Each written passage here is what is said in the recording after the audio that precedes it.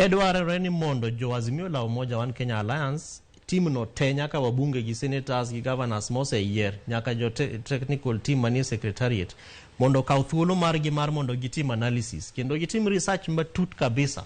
Nito jo Kenya million adi ma are eligible kata manigi thuolo mar mondo gi yud Hustler Fund. To jadimo se kao Hustler Fund. To jadimo se duoko Hustler Fund. To jogo ma poko duoko Hustler Fund.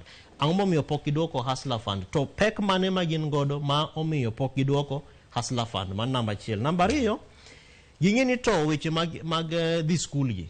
Angmo miyo serikal okoketo lengo matut eng'iyo kaka jonyuol gi jopiny inyalo kony ye jogo manigi weche mag koso the school nikech gionge pesa. Ne waneno ka week ma walose ni bende jo MPs wanentiere nam chumbi kucha Mombasa, kendo ne ging'anyo e weche mag CDF. Ineno to ne giwacho ni CDF ni konyo nyithindo mang'eny mar the school e weche mag bursaries.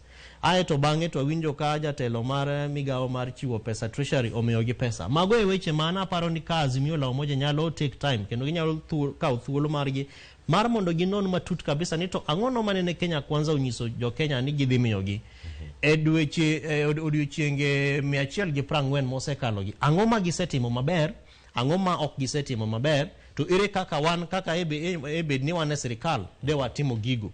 Koriwore gi mano anda mor kabisa ka jo Azimio la Umoja One Kenya Alliance domiyo wa shadow cabinet. Magi nyiso wa ni wan waseyiara ni koro wan e opposition nikech gik magi kwayo gi tok gidhi yudo. Handshake nok gibiro, ok dhi biro, onge chieng' ma jakom bro dhi State House ni Mheshimiwa William Ruto owuok kaka nowacho nwa nyoro ni owuok toka inje ni baba ingie, ok dhi timore. Koro do nyiso wa ni Andy Nabed president maru koluwore gi manifesto mar jo Azimio cha. 140 days mosekalogi. Serikal mar Azimio la Umoja dosetimonu 1, 2, 3, 4.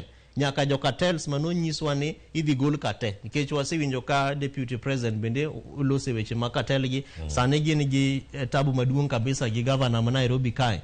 Eber ka jo Azimio